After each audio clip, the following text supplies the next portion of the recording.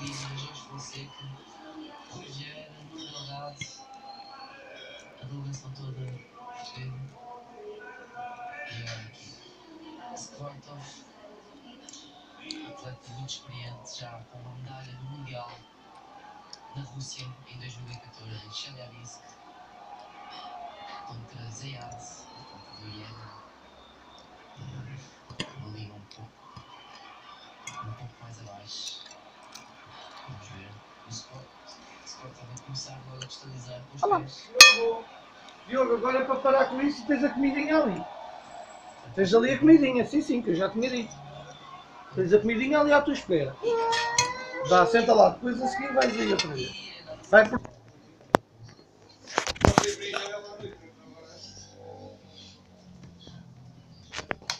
Não é para a varagem.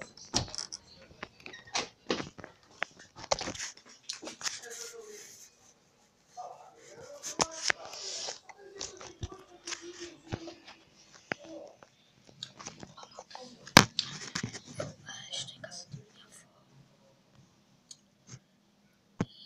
Não sei quanto mais tempo tenho, mas...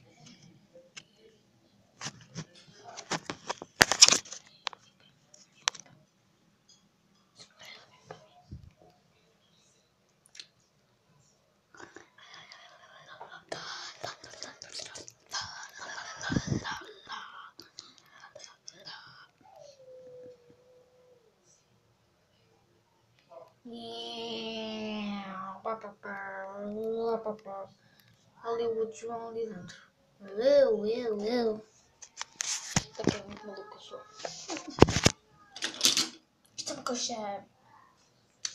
Isto aqui faz parte da minha que eu fiz e decidi fazer.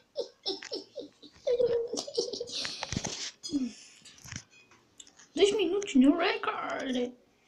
Bem, adeus. Não se esqueçam que eu hoje vou fazer outro vídeo à noite. Não sei, às 20. Pronto. Adeus.